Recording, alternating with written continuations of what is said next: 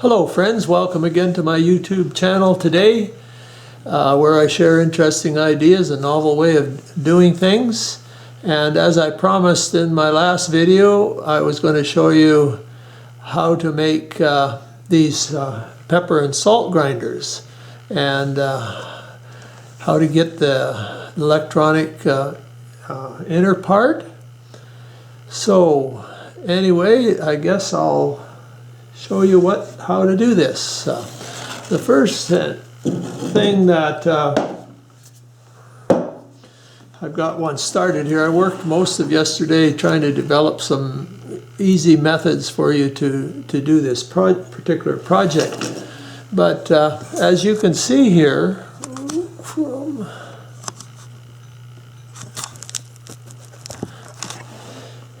and you've probably guessed it, I have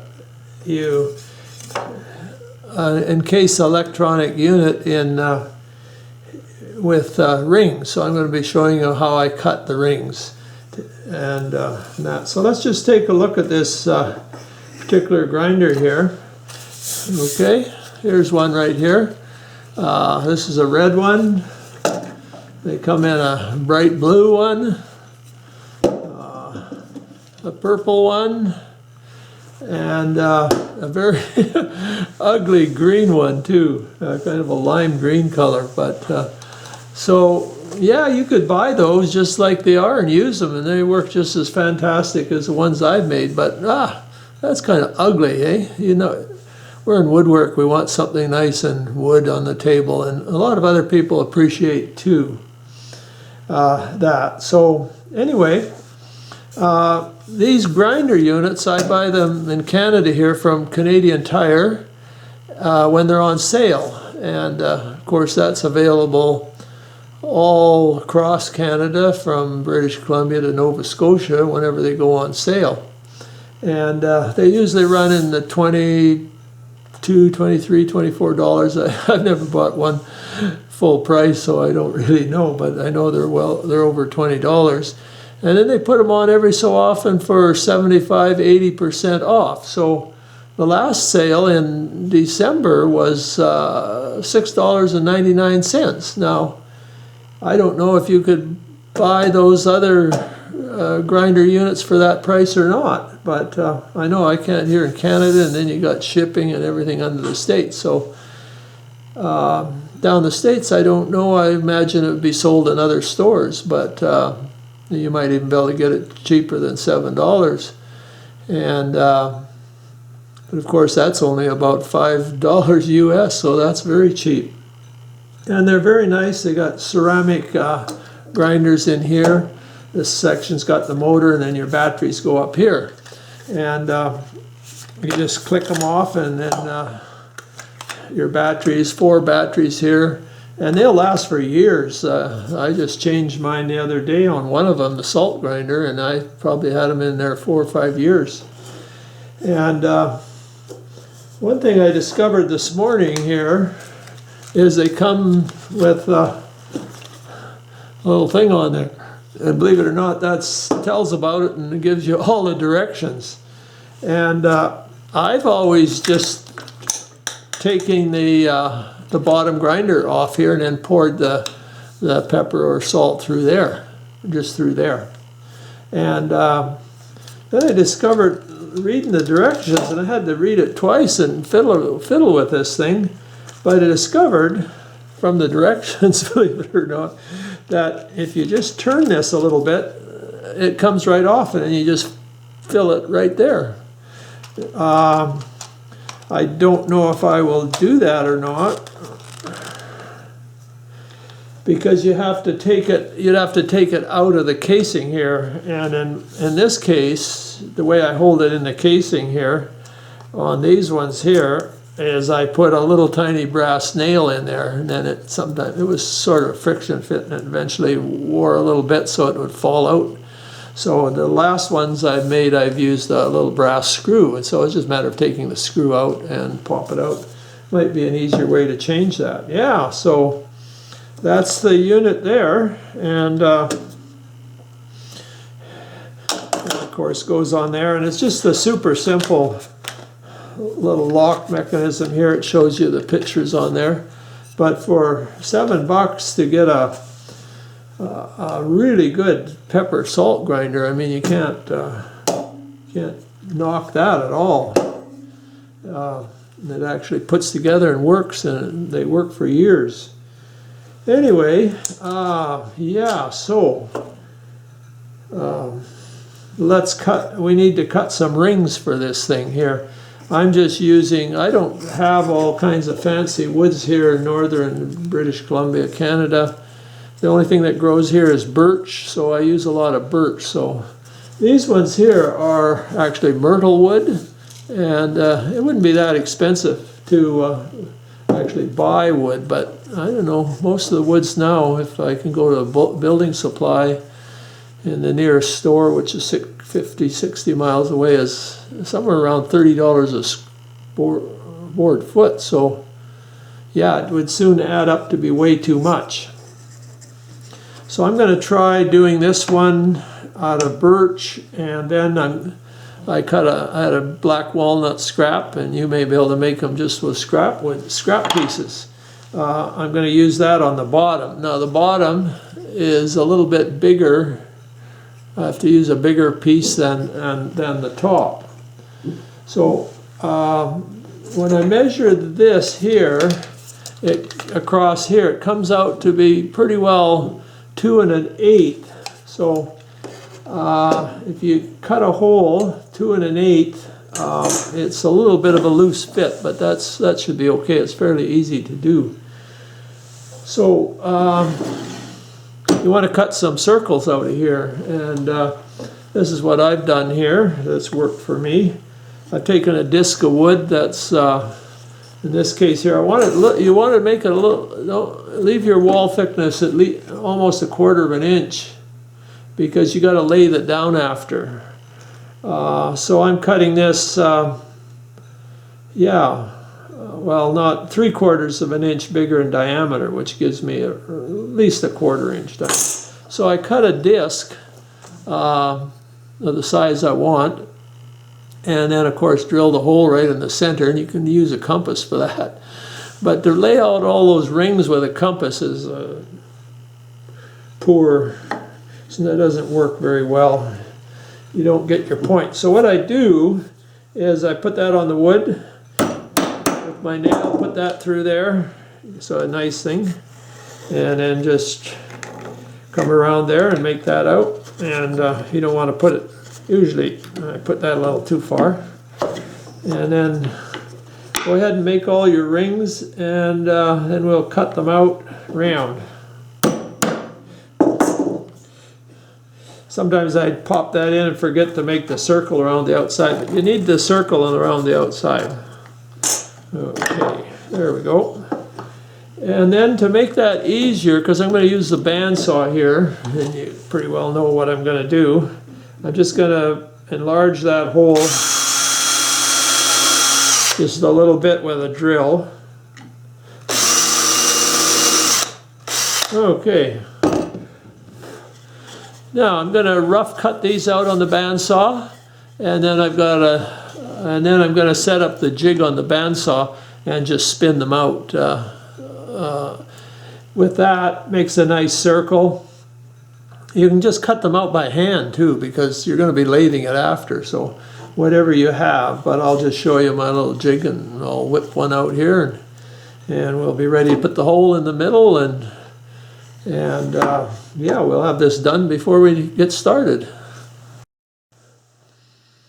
Okay, I'm going to cut this on a smaller bandsaw because it's a smaller radius. I've got a big bandsaw that I just chopped them out on. Anyway,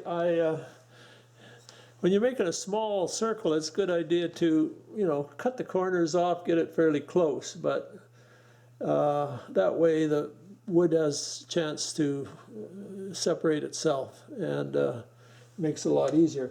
So the reason for that little hole that I put in the center there made it easier to find the point that I have. Just have a little thing on there, and then we'll just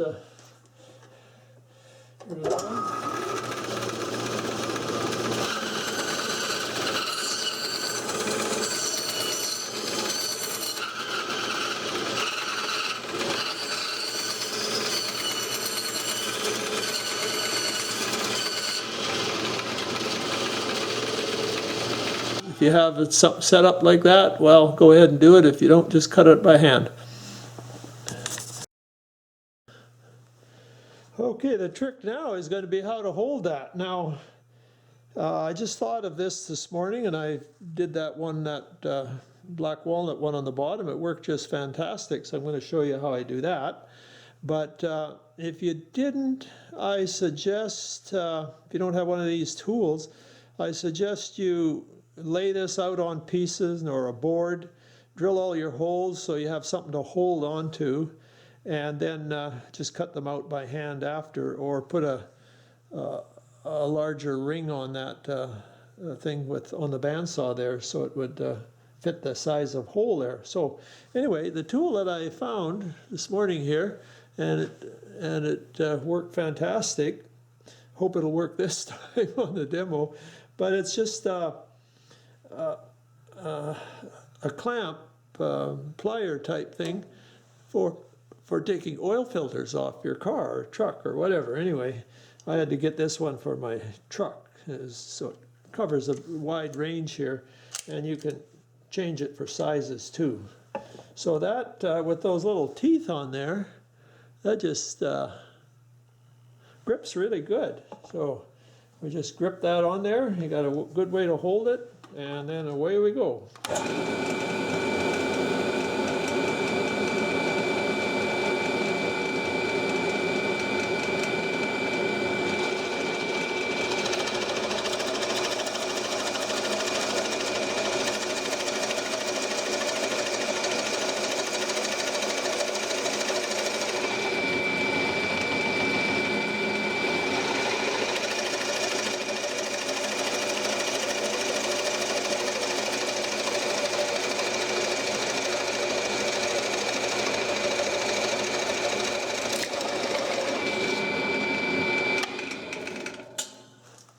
And there we go. We got our hole all cut. And that's just a little bit loose, but not too bad. Anyway, yeah, a number of years ago I was looking at some projects people made where they took a flat board, and I thought, well, I don't have that expensive wood. It'd be good if I could make a bowl out of just a flat board. It'd be a lot cheaper, and there's actually a special lathe that they make that people use to do that thing, where they cut rings at an angle, stack them all up, and then glue it together. But anyway, I wasn't going to buy that machine, but I wanted to do it anyway. So I thought, well, I'll just make something up. So this is what I'm going to do today. And the first one I did on the metal lathe, and that works fantastic. And then I made two adaptations to the wood lathe so you could do the same thing on the wood lathe, and use these two little cutters and do exactly the same thing. And I made some bowls just straight on the wood lathe, but I'd show you them, but I don't know where they're at right now. I could have looked at a couple of places in the shop here, didn't see them. Anyway,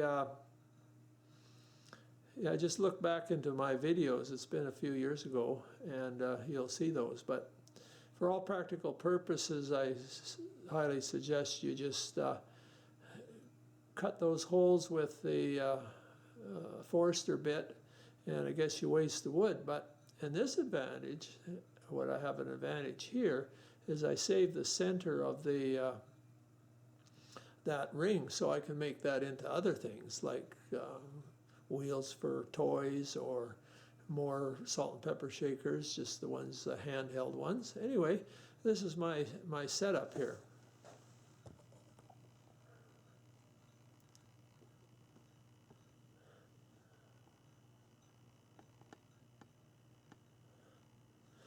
Okay, what I have here is I've mounted a fairly heavy piece of wood and cut it all out, and I've put two cutters that I actually bought from that company that sells those other lathes, and works very well.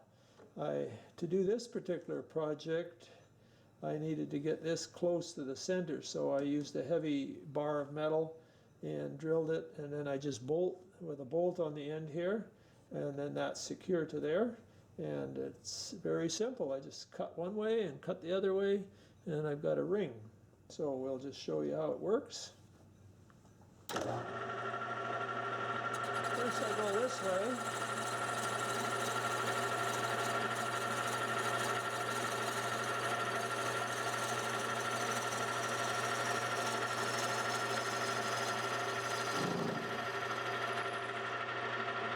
And you come back.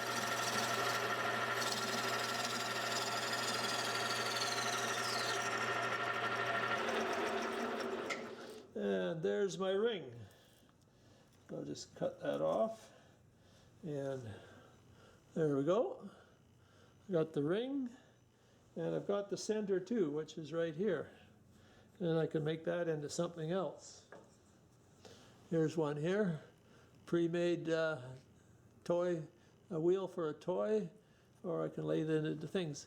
And if I was using expensive wood, which is very expensive to me, I don't want to waste anything. If I can make something out of the whole piece, all the better. But on the birch that I'm using right now, I don't have to worry a whole lot. So I've got all my pieces and even one extra.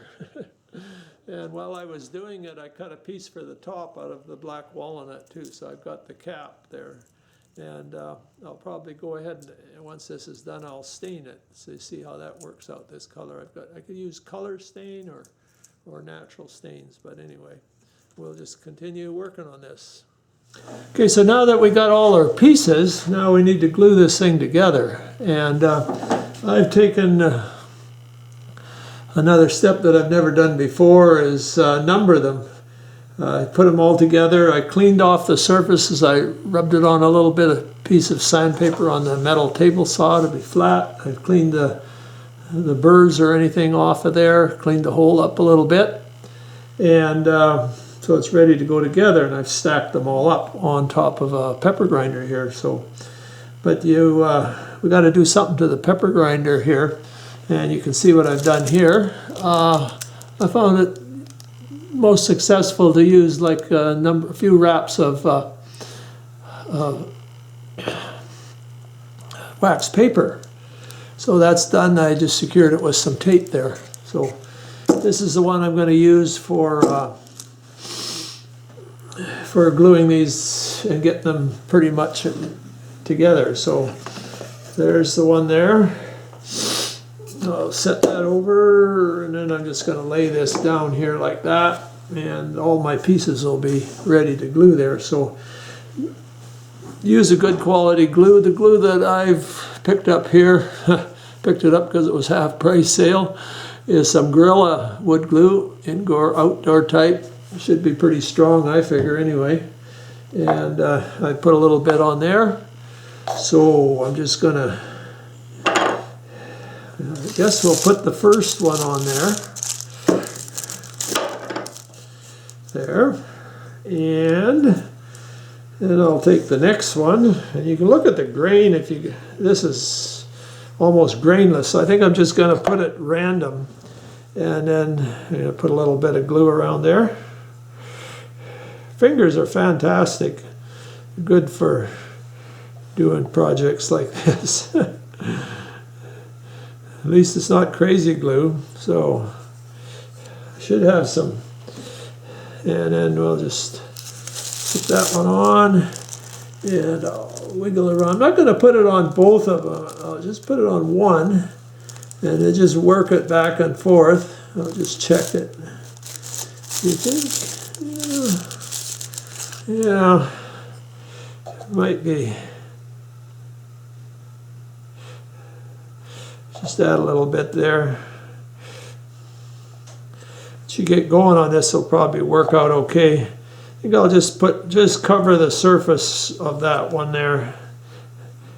No buildup, just to make sure that the glue is penetrated there. That might be a better idea. Okay, so that one goes down, and I'll move it back and forth. Okay. I'll take the next one. Look at the grain. I don't see anything too fantastic on that, so we'll just put a little bit of glue on there.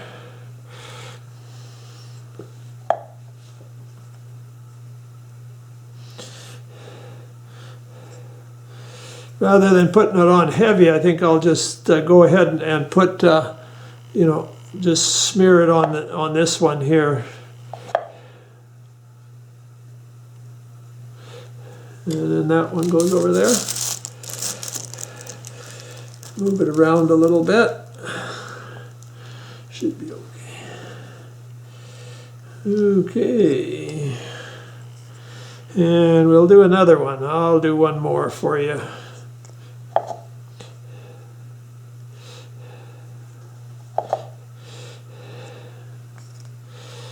Try not to get too much overlapping there.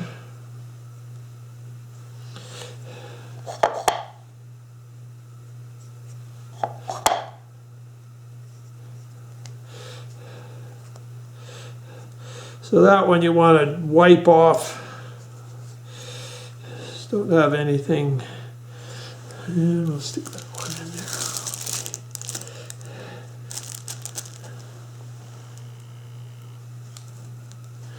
Well, you got a chance you can move them in if you got good grain. I don't know, I think random. Okay, so I'll just go ahead and complete those up. We want to bring these up so it's just to the height of the little pusher thing there. And then while this is drying, I'll show you how I'm going to clamp this. And then we'll make the top piece here while we're waiting for that. I've got this all glued together, and now it needs some clamping pressure on it there. And what I did before, once or twice, I used just the lathe and tailstock, headstock, and squeezed it in between there, and that added pressure. But that was pretty good for the body, but when I went to put the top on or bottom, it didn't quite, I wasn't satisfied with the glue joint. So yesterday I made up this little clamping device here, just out of scrap wood. I thought it was kind of handy to have anyway. And I found a piece of continuous threaded rod that was in the shop that I'd cut off from something else, and a nut. I just drilled the hole a little smaller than the outer points of the thing, pushed it in there with the vise, and that's all there is to it. Very simple and quick to make. It was fun too. Anyway, so we put these together, and they've sat a few minutes, so they're pretty stiff and lined up here. Good. So I'm going to test this out. Oops, and that thing comes out good, so that should work in the end. But leave it in there, even though it wanted to fall out, okay? And then I cut a piece of another ring that I had, and put that on the top there. And, excuse me, then I went and found a little ball bearing, and I had tapered the end of that there. So I was just going to use a washer there, and then I thought, oh, why not use a ball bearing? So I'll go up there and get that nice and centered. This should work good. It's a trial. It's the maiden voyage, I guess, as they say. I don't know. Can you have a maiden voyage in a shop? Okay. That looks pretty good, I guess. So we'll just add some pressure to that. You don't want to add too much pressure, or you squeeze all the glue out, but I'm getting a little bit here and there. Okay, it's been a number of hours since this has been in the press, so let's take it out and see what it looks like. So I just have to loosen it up and take the little pressure plate off, and this slides right out, because it was wrapped in the wax paper. And then a person just pull the wax paper out. It's always got a little bit of glue in there, whatever. That slid out very easily because it was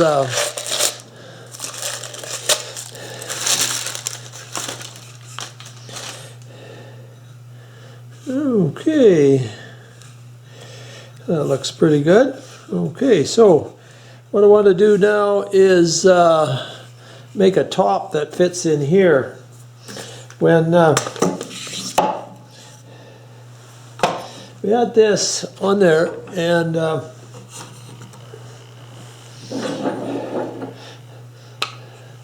I've got about, a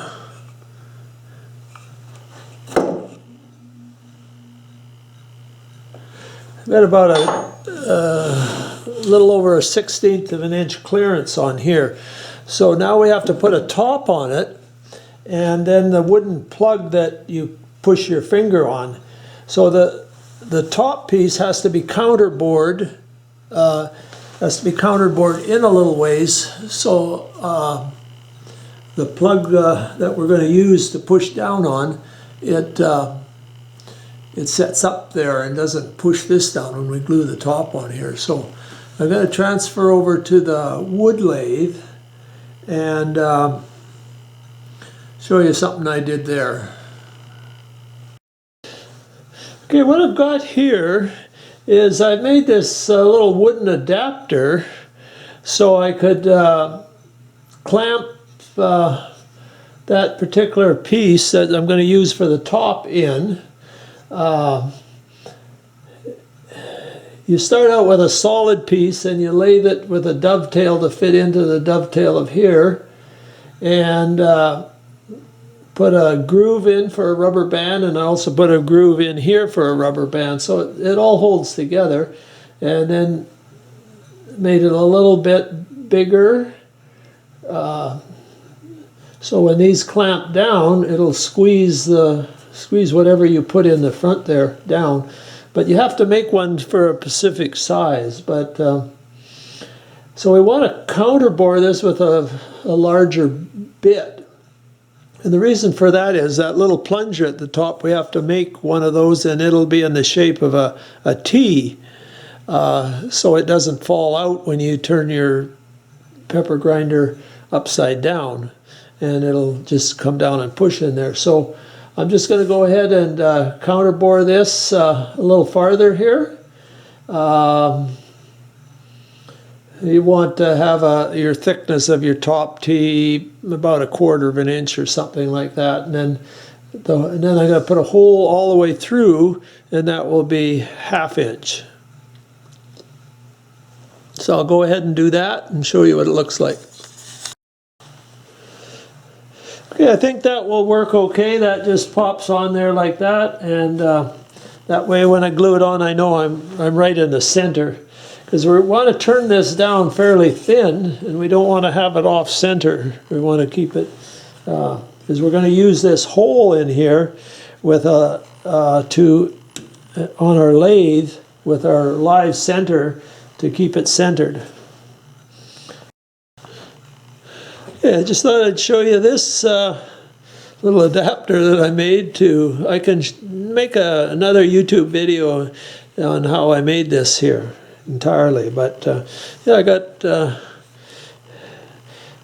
2 rubber bands there, holds it together, and we just got enough movement here. You pop your piece in, clamp it down, and it holds it like a hot damn. Anyway, I'll go get this ready to glue together. Okay, while that's drying, I just made up this little T thing that goes inside there to push the button that's on the existing grinder down. So anyway, if I had it off, it'd be okay, but so I just took a piece of with a hole in it that I'd cut before, and it fits through there, so that should be good. Okay, so then it's just a matter of cutting that off, and that part's made. And that's all done, except for the lathing of the outside of the grinder. Okay, well, my fancy little press here, I'm sure impressed with that. Anyway, it presses really well, so I'm impressed. Anyway, yeah, I put the top on here. I showed you how I made that there, so it indexed in there, so hopefully it'll be in the center. And I left it overnight and part of the next day, so the glue should be well drilled. And in between, when I was doing that, I made this little part here, which I can show you how I made that. The only trouble is I thought the hole in the top was 1/2 inch, and I thought I drilled it 1/2 inch, but I happened to pick up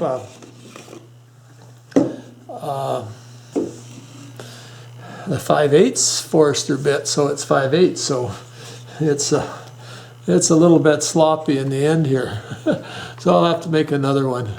Anyway, I like the 5/8 a little better than the 1/2 inch, which I told you, and it just makes it a little bigger there. So I highly recommend you do that 5/8 instead of 1/2 inch there. So anyway, now I was going to mount this on the lathe. This hole should be in the center here, because I don't want to cut through any of these rings here. And we're going to have to be careful, because we know this is 2 1/8, so you don't want to go much below 2 3/8 when we turn this down. You can go a little bit less, but whatever. So I'll use the live center in here, and this end I was going to use a face plate and then just with a piece of wood and lathe it so it just fit in here, and then it would turn that. But then I got to thinking, these lathe chucks are approximately 2 inches. Oops. And if I turn that on this particular one, maybe not all of them are like that. If I turn that, that fits right inside there. And I just have to expand it, and that might work better than the piece of wood that I was going to use.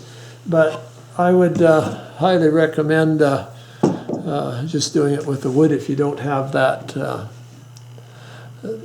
one of these chucks here. And the nice part about the wood would be is if I put that on, it's pushed up against where the metal is there, and you could damage your tool when you were lathing the outside of your base, where with the wood you can make it smaller and it'll work just fine. So I'm going to mount this on, make a cut or so, and see how it goes, and before I show you me doing it there. But anyway, I'll give a picture of it mounted there. Okay, I've rounded this out here, and I measured it, and I'm just over 2 5/8. So if I want to bring it down to a 1 3/8, I've got almost a quarter to take off, or 1/8 on each side. So but it's rounding it out. The rings were cut. You know, you'll find that they won't be exactly in the center and that, but anyway, there seems to be enough meat there, and I'm using a 1 inch gouge for turning that, and I'm just shaving the material. Riding the bevel, it's important to ride the bevel, and cutting above center, so you get a nice shearing action. And this is the shavings I'm getting. You want a cutting, so it's actually shiny and smooth here.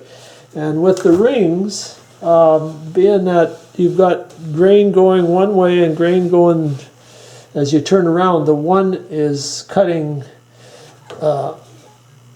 towards the grain, the other is cutting away from the grain, so you want a very, very sharp tool to do that. But all you people are better lathers than I am, so I'm sure you'll do quite fine there. So I'm just going to do a little bit more here and maybe show it to you again. Having fun. Okay, I've taken a few cuts off here, and I still got quite a bit to take off, and feeling very comfortable with it. Using a sharp tool, gouge, and move the camera to that side so you can actually see it. So I'll take a little bit off here for you.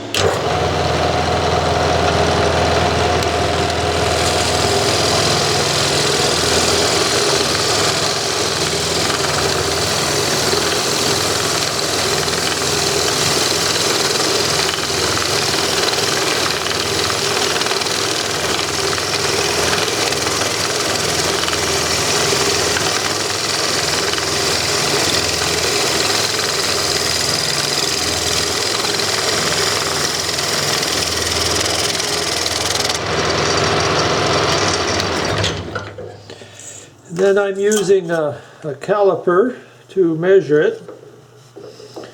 And right there where I started, I'm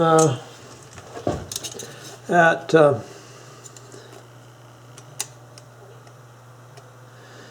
not quite 2.5, so I got quite a ways to go. Yeah, I probably didn't need as much the size of those outer rings. You always want to make sure though. Anyway, I'll just work on this and eventually I'll be done. Okay, I think I've got it done ready for sanding. I've round this end off here and I've slightly tapered this area here.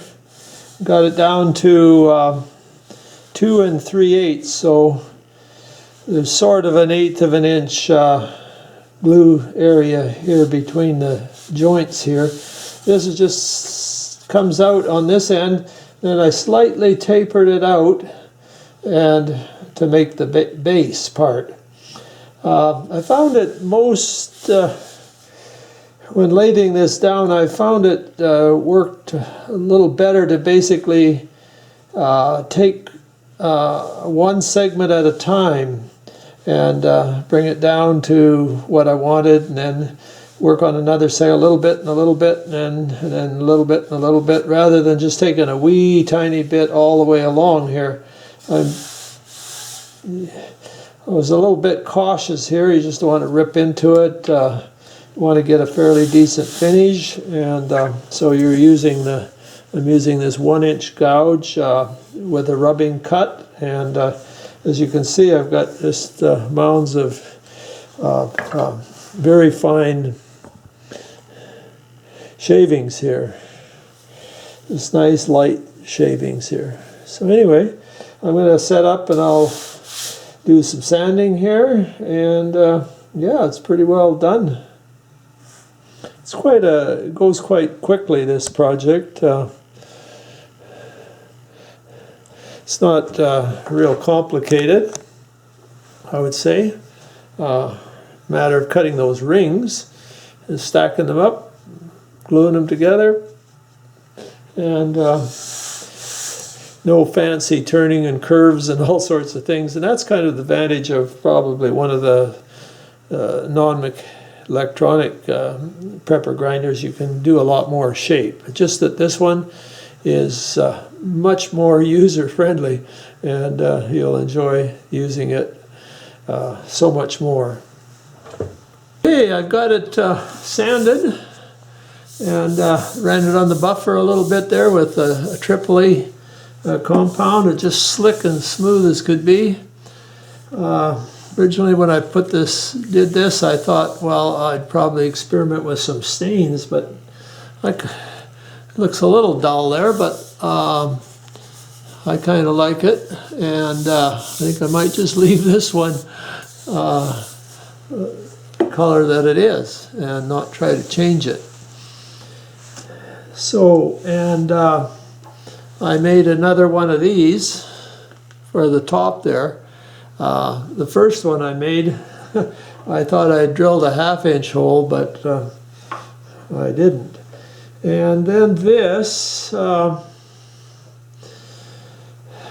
you have to make sure it all works. I put the batteries in here. There you can see the light there that's on the bottom there. And I put it all together, and I had this part a little too thick. You need a little bit of clearance in there, and then I cut the top off to match here. And sometimes I tried first just drilling a hole there to give a little bit of clearance, but it wasn't quite enough, so I had to bring this down a little bit too. So just a matter of getting it get to work there. So, and I've already gone ahead here and drilled the hole for the screw. And when you do that, you can drill it through that first if you want, and then you put your case in there, and you drill it right through the case there. And I chose a spot opposite the light there. So it's over here, and the light's down there. So, you know, there's lots of space there for the screw, and it's just the very tip of it will stick through. So now we have to, I'll just assemble this. Now this part, of course, goes in here. You can drop it down there, and if you shake it, oh, there it popped in. Okay, it went fairly quickly there. But you can shake and bounce around there quite a while, and it doesn't go in there. So I did this here on one that I couldn't get in there. Just took a file, a chainsaw file, because I have lots of old ones of those, sharpened it a little bit, anything that's sharp, and then you can put it on the end there, okay? And then you can turn it upside down, and now you can see the hole. Well, that didn't do very good. It fell off. I was trying to get it up where you could see it there. But if I take it, put it on the side, or straight down, there we go. And that's in there. Now, let's put this in. And it's probably a good idea, if you put it in, you can just look in the end and say, oh, it's the approximate right position. But if you put it in and you look through the hole, you can actually line it up.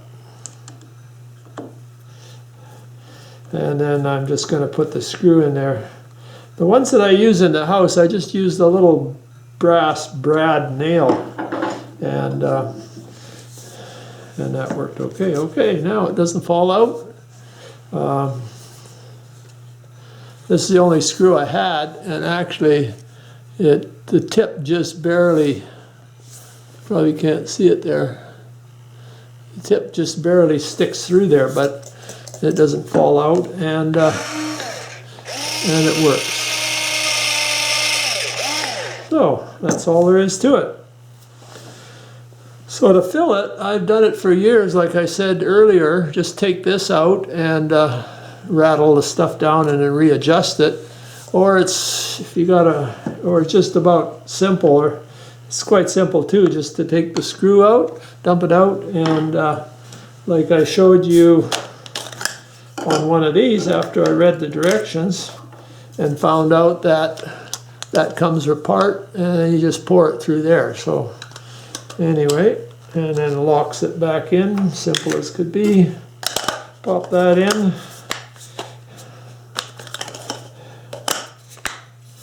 And that's all there is to that. But which one looks the best here? Maybe you'll choose the purple one or the red one. Too bad I didn't have that ugly green one here. But I think I prefer this wood one here. And it's just a fantastic pepper grinder. So, not sure what my next project will be. I might do that little expanding, that ring that I made there, and do a little further demo on that, where you can, instead of a jam chuck just with wood, you can use your chuck for your lathe, make an adapter for that, so you can hold smaller pieces in it rather than the jaw, actually what the jaws are. Okay, so thanks again for watching, and hopefully I'll have a new project here before too long, or a video. I just do things as I experiment and do various things. I'm not trying to just put videos out for the fun of it. I just want to put videos out to help you. So subscribe, and maybe one of them will help you immensely. So thanks again. Bye. Okay, after I had the pepper grinder all done, I got looking at it, and I come up with an idea you might want to consider. When I was doing this, all these rings were cut on the bandsaw, and you couldn't really tell the grain on this particular wood. And so I says, oh, I'll just put it together random.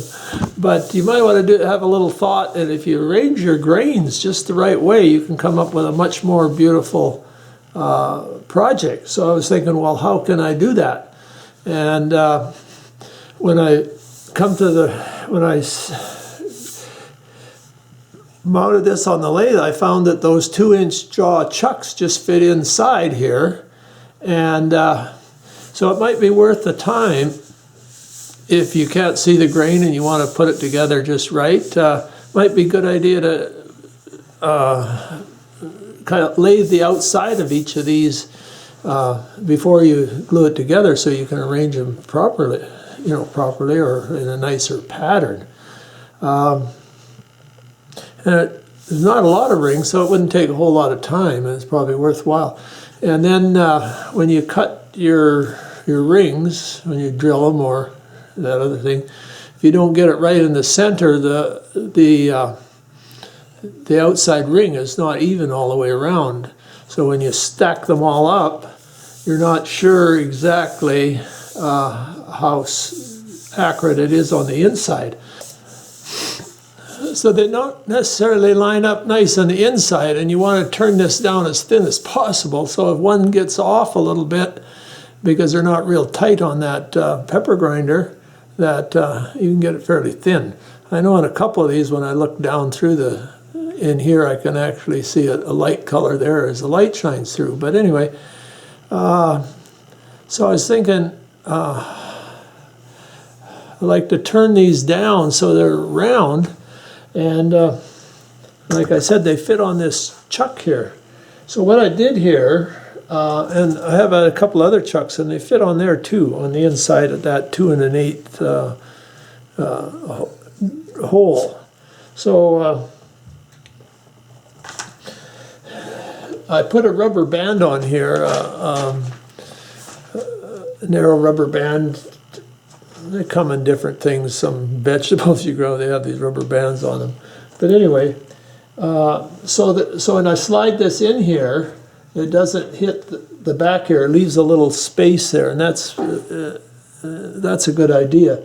If you don't do that, you have to lathe in from one side, take it off, and turn it around, and just lathe in from the other side. Because if you don't have a little space here, you need to cut this way and cut this way. Otherwise, I found that it tore the grain a little bit if you went right through to the other side there. So anyway, I'll just put that on there and give a cut there, and you can probably see what goes on there.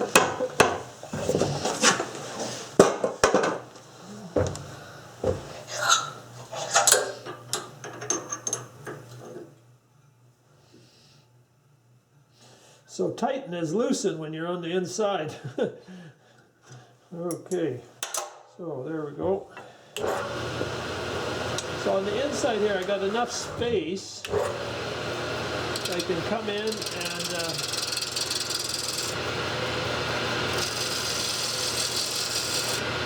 so I don't, and then the same on this side, you come in this side here.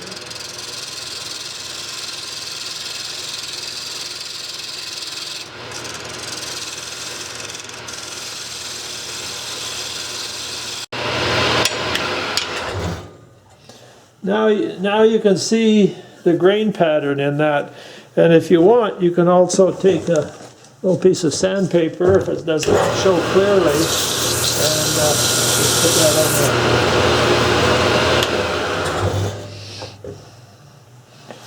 there. Yeah, now I'll take it off. When I did the first one, I was trying to loosen it, but actually I was tightening, so we just go the other way just a little bit, and that slides off.